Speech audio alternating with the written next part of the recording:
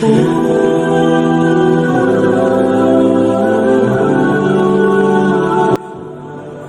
پڑھیں گے جس میں صحابہ رضی اللہ تعالیٰ اجمعین کے ہنسنے پر حضور صلی اللہ علیہ وسلم کی تنبیہ اور خبر کی یاد۔ نبی کریم صلی اللہ علیہ وسلم ایک مرتبہ نماز کے لیے تشریف لائے تو ایک جماعت کو دیکھا کہ وہ کھلکھلا کر ہنس رہی تھی اور ہنسی کی وجہ سے دانت کھل رہے تھے۔ حضور اقدس صلی اللہ علیہ وسلم نے ارشاد فرمایا کہ اگر موت کو کثرت سے یاد کیا کرو تو جو حالت میں دیکھ رہا ہوں وہ پیدا نہ ہو، لہٰذا موت کو کثرت سے یاد کیا کرو۔ قبر پر کوئی دن ایسا نہیں گزرتا جس میں وہ یہ آواز نہ دیتی ہو کہ میں بیگانگی کا گھر ہوں، تنہائی کا گھر ہوں، مٹی کا گھر ہوں اور کیڑوں کا گھر ہوں۔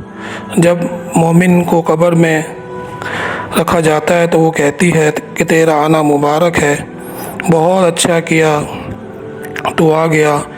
جتنے آدمی زمین پر چلتے تھے تو ان سب میں مجھے زیادہ پسند تھا۔ آج جب تو میرے پاس آیا ہے تو میرے بہترین سلوک کو دیکھے گا۔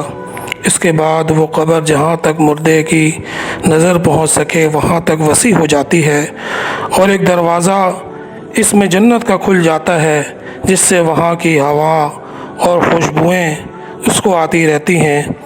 اور جب کوئی بد کردار قبر میں رکھا جاتا ہے تو وہ کہتی ہے تیرا آنا نا مبارک، برا کیا جو تو آ گیا۔ زمین پر جتنے آدمی چلتے تھے ان سب میں تجھ ہی سے مجھے زیادہ نفرت تھی۔ آج جب تو میرے حوالے ہوا ہے تو میرے برتاؤ کو بھی دیکھ لے گا۔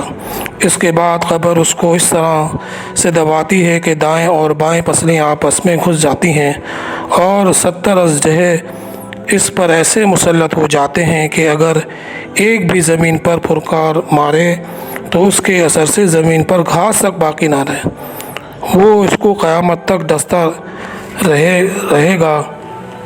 اس کے بعد حضور صلی اللہ علیہ وسلم نے ارشاد فرمایا کہ قبر یا تو جنت کا باغ ہے یا جہنم کا ایک گڑھا ہے۔ فائدے میں شیخ الحدیث لکھتے ہیں کہ اللہ جل شانہ کا خوف بڑی ضروری اور اہم چیز ہے۔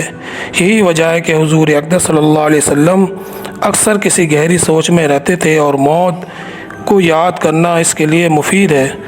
اس لیے حضور اقدس صلی اللہ علیہ وسلم نے یہ نسخہ ارشاد فرمایا کہ کبھی کبھی موت کو یاد کرتے رہنا بہت ہی ضروری اور مفید ہے۔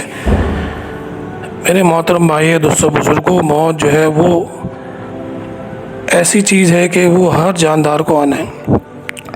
کوئی بھی چیز ایسی نہیں ہے جس کو باقی رہنا ہے۔ اللہ جل شانہ نے جتنی بھی کائنات بنائی ہے، چاہے وہ جاندار ہو چاہے بے جان ہو، اس نے ختم ہو جانا ہے۔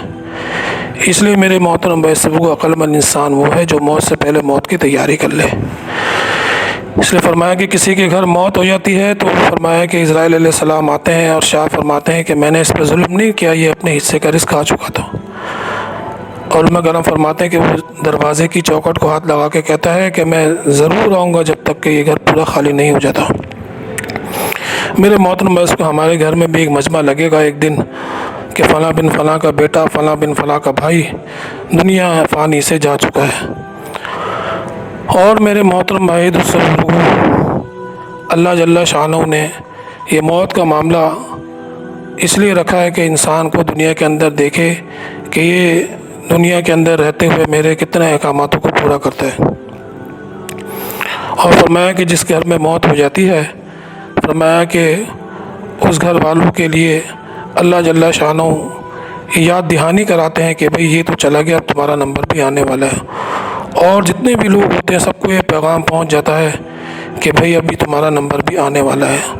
تو ہم سب میرے محترم بھائیوں کو اپنے وقت کو جو ہے وہ پورا کر رہے ہیں اور ہر گھڑی جو ہم قبر کی طرف اور موت کی طرف بڑھ رہے ہیں، اور یہ وقت آنے والا ہے کہ بھی ہمارے جسم سے بھی روح نکال لی جائے گی۔ تو میرے محترم بھائی سب کو عقل مند انسان وہ ہے جو موت سے پہلے موت کی تیاری کر لے۔ اس کے لیے اللہ پاک نے ہمیں زندگی دی ہے، اس زندگی میں رہتے ہوئے آخرت کی تیاری کرنا۔ اللہ جل شانہ میں موت سے پہلے موت کی تیاری کرنے کی ہمت توفیق عطا فرمائے۔ سبحان ربک رب العزۃ عما یصفون وسلام علی المرسلین والحمد للہ رب العالمین۔